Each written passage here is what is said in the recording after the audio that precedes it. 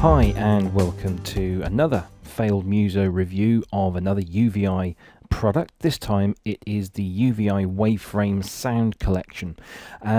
I will spare you the history of the WaveFrame audio frame, which is the instrument that's been sampled here, and if you want to learn more about that, go and visit the full blog post at failedmuso.com/blog, and in there you'll find a whole bunch of information about the history of the WaveFrame audio frame, how it kind of fits into the Uber sampler story of the 80s, and we'll give you a bit of history and some links to old brochures there as well.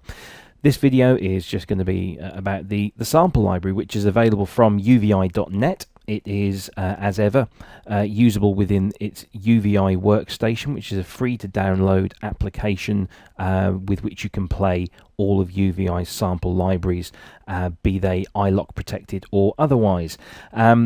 So we're going to show you this collection here, and I'll give you a little bit of the history because it kind of explains what the sounds are as well, but predominantly this is just to demonstrate some of the audio that we've got contained in here.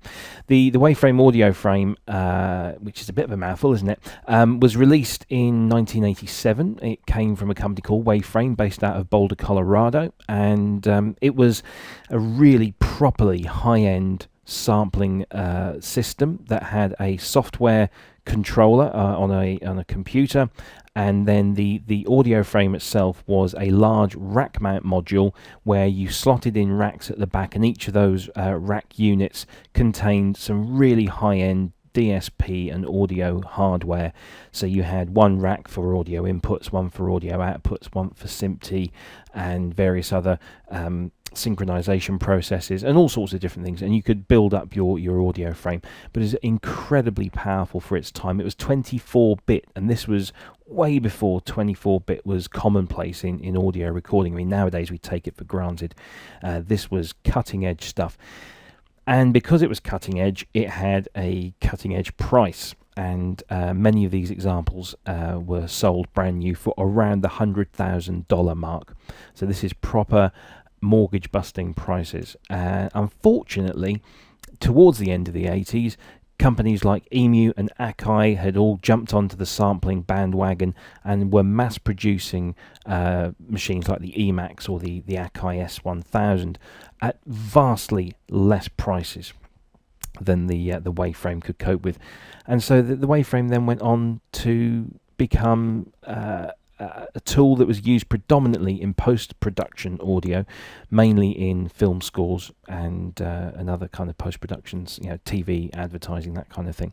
And it was used heavily in the Foley industry. And if you're not sure what the Foley industry is, it's kind of sound effects that are made by human beings. So the Foley studio will have a whole bunch of tools and little boxes of sand and gravel to make footstep noises, and they'll have different things that make sounds that will accentuate the sound effects within a film. And they decided to use this as one of their tools, and they could sample all of their Foley sounds into this machine and then synchronize them up very, very accurately with movies. And that was just one of many uses of this tool, but it did tend to be a very kind of high-end exclusive piece of equipment. That said, people like Peter Gabriel and Stevie Wonder, who tend to buy all the latest new technology, did buy this and use it. Peter Gabriel used it on his Us album, so go and check that out and you'll find plenty of examples of the WaveFrame audio frame in action there. So what's happened here is that UVI have partnered up with WaveFrame and produced this sample set, which came from an original H-series audio frame. And what they've done is they've used translator software to convert all of the samples into a usable format, and they've then remastered those and thrown them all into this library, which costs $99/€99 and is available for download from the uvi.net website. When you look at the library initially, I was a little bit disappointed because you have to all intents and purposes, just a whole collection of what I call standards: keyboards, guitars, basses, strings, brass, woodwinds, synths, the peculiar titled Pacific Rim, which is mainly an ethnic instrument library, and then some percussion and drums and some effects and test tones. There's nothing in this library that is unique in as much as if you go to some libraries like the EMU library or the Fairlight library, there's a lot of sounds in there that are kind of hybrid sounds and sounds you would only get in these machines.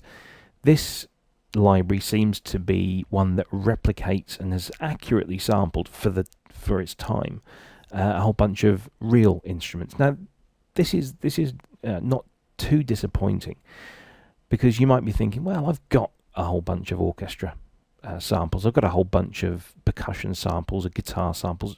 I don't need any more. Why would I want to spend $100 on another collection, especially one that was originally sampled and recorded in the late 80s?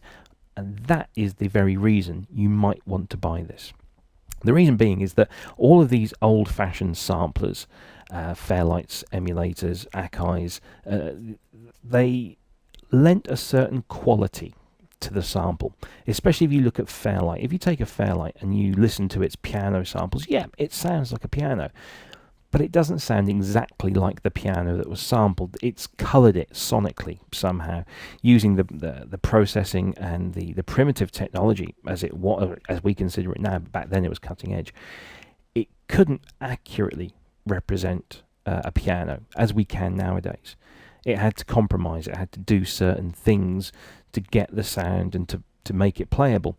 And so therefore it coloured the sound sonically. And the WaveFrame, albeit very high end for its time, still has a level of colorization. And when you go through this library, you can hear it.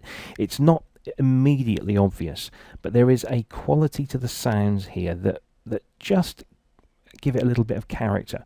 Maybe not as much as, say, an old Fairlight CMI2X library, but certainly the character is there. And there are certain sounds on here that if you listen to them, play them and sustain them, you can hear little artifacts going on, little nuances that were introduced by the system, and it makes them a little bit unique. So I think the type of person that might want to buy this is somebody like myself, somebody who's into all the nostalgia and likes to collect these kind of things, or somebody that's looking for a set of sounds that are standards, as I call them, but with a certain unique quality. And so that's really where I think this collection works very well. So let's crack on. I've spent a lot of time talking here. Let's listen to some of the sounds. They are very lightweight. The entire library is only 356 megabytes, compared to some of the other UVI stuff which came in at like 4 or 5 gig. This is very small, and it's very welcome because it loads up very quickly. There are no fancy interfaces here, so if you check back on my reviews for Emulation 2, for the String Machines library or Electro Suite from UVI, they use some beautifully scripted front ends. This uses the standard UVI workstation synth front end, and it gives you some very basic controls. So you have your amplitude envelope, your filter envelope. There's a drive function here. There's a play function that allows you to adjust glide and whether it's monophonic and polyphonic, and your keyboard velocity curve. You've also got your LFO settings here, your transpose setting, a pitch envelope, and some modulation controls. You can also go into the effects page and load up all your own effects and do as you will here and shape the sounds yourself. But for the main part, it's a very simple interface, and I found myself going through this library and not bothering with this because it's the sounds that I wanted to hear, and these are very nice. On the left-hand side here, there's a little description of what the particular sample is that you've got, and who owns the copyright and who recorded it. And in this case, it's Michael Bard, who is from WaveFrame as it exists at this moment in time. So this is a Celeste sound.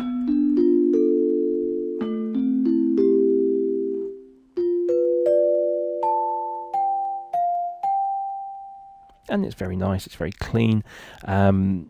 And as we go through some of these sounds, there are, they do sound very authentic. And yeah, they've got a quality of their own, but there are some sounds in here. If we go through, I mean, the piano itself. Let's take the Steinway here. It's a Mezzo 40 Steinway D Grand. It sounds nice, but it's nowhere near as nice as some of the piano libraries that I'm sure we all own. I mean, I'm very fond of the pianos that are in the Reason factory sound bag, and that's just a factory sound bag, and they sound way better than this. But that's not the point. The point of this is that it's a different quality.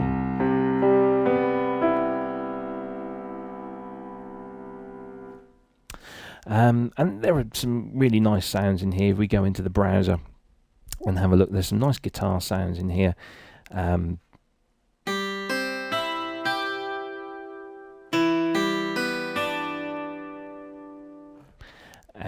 there are also some muted fifths. These are quite nice, taken from a Les Paul.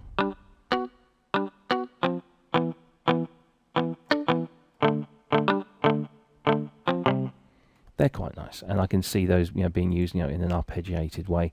And there are other things like these sustained fifths. You can just hear in the background there. And I'm not entirely sure this will come through the YouTube compression, but if you listen to these sounds, there's just some kind of digital artifacts in the background there that I'm not entirely sure were there in the original audio frame, because I've never had the pleasure of playing a real one. And I'm not entirely sure whether they were introduced in the conversion process. But I kind of get a feeling that, knowing old samplers as I do, they probably were there originally. But for the time, these were cutting edge. These were really, really clever and powerful sounds. And there are some really nice...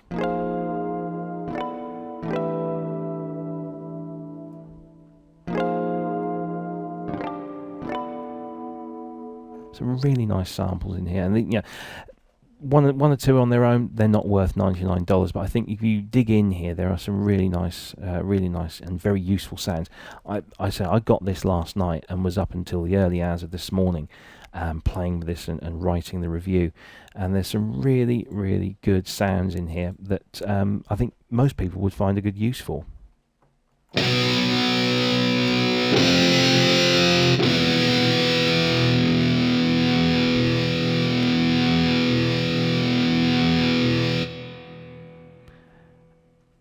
You get those kind of sounds in most libraries nowadays, but there's just that little quality to them. And it's up to you whether you decide whether that quality that these samples have is worth the money that you want to spend.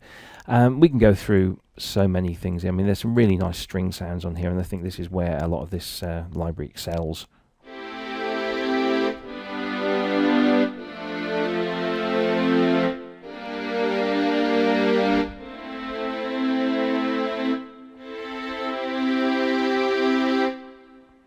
And there's some good brass stuff in here as well. There's your kind of typical brass section stuff, and there's falls and all different kinds of things.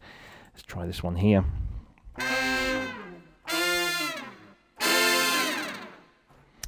It's just some very useful sounds in here. I think if you bought this, you'd probably not use it for an entire composition. You'd just pick out those sounds that have a little bit of something about them that will add something to your composition. The Pacific Rim stuff is very good. This is basically an ethnic instrument section that's based around sounds from the Pacific Rim. This is a bowl gong.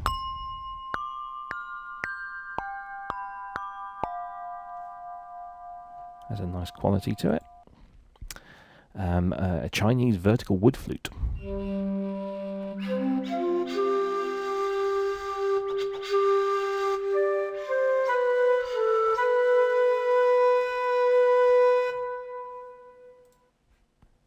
A fan drum from Japan.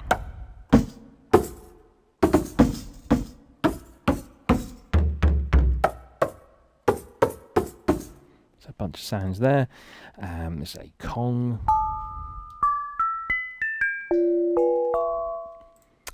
And a Saramb.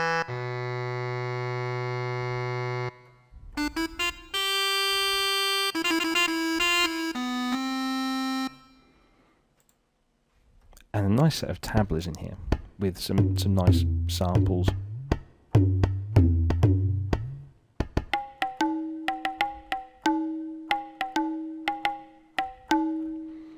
Again, sounds that you'll probably find elsewhere.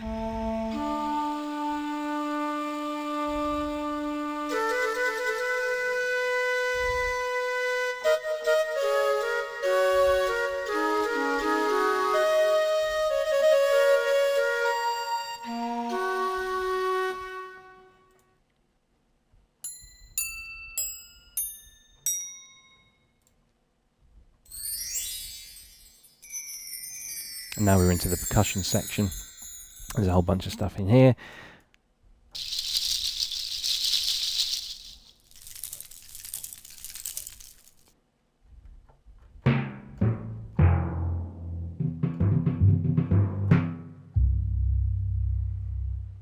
So as you can see, there's a whole wealth of things that you can use and implement within your compositions. There's some nice drum kits in here, although there's not a massive amount of diversity in there. And the effects and texture section, I was a little disappointed because I kind of thought, oh, this is where the real kind of unique stuff is. Unfortunately, all you get in here are these three programs. The first one here is Dragster Idle and Pull Away, which is down the lower end, an idling engine,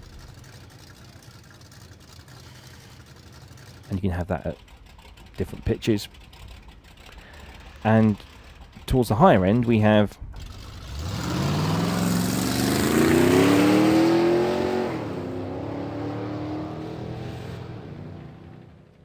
very well recorded samples.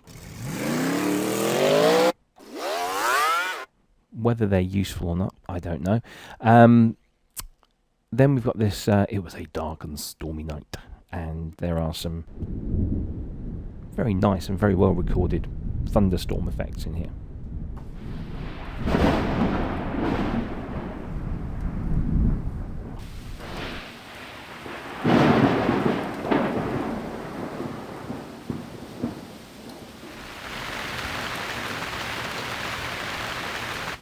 And then strangely, there are some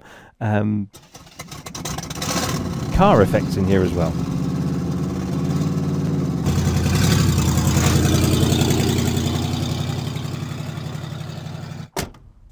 And some door closing and some footsteps. And I guess these are just tipping a nod to the Foley use of the WaveFrame. But it would have been nice if there was a lot more of that stuff, because that can be kind of interesting and can spruce up a composition quite nicely. And then the final section, which I will spare you from mostly, is test tones. So you get a whole bunch of test tones in here, and some of those are only audible by dogs, and others very close to the brown note. And there's also a strange left channel, right channel, just here, I think. Left channel, right channel. There we go. What the point of that, of including that, is I'm not entirely sure. I think it's mainly for the nostalgia purpose, but it would have been nice if there was more of it, because that would have just added something to it. Anyway, there you go. That is the UVI Workstation's interpretation of the WaveFrame audio frame sound collection from UVI. It's available from their website, uvi.net, and I believe it's available for download, and it's on DVD as well for around the €99 mark. It does require an iLock, so you must have one of those, and they'll transfer the license to that for you, and that gives you access to the entire library. Would I buy this? Absolutely, without a doubt, because this is my thing. I like vintage samplers, and this is a very rare vintage sampler that I'm now very pleased to have in my collection here. Would you buy it? I think it's entirely up to you. If you're a nostalgia nut like me, yes, absolutely. If you want something that's just a little bit different from the norm, I think you should have this. I think you should give this a try. If you don't really care, if you just like proper, pristine, high quality string, brass, woodwinds, synths, basses, go and get something else, I reckon, because I think you'll probably be disappointed, and you could have probably spent your money better elsewhere. But if you really like the nostalgia, and if you really like the history, and you like those kind of sounds that are slightly tarnished by the technology, then this is a really, really good little library to have. So there you go. That's the WaveFrame Sound Collection.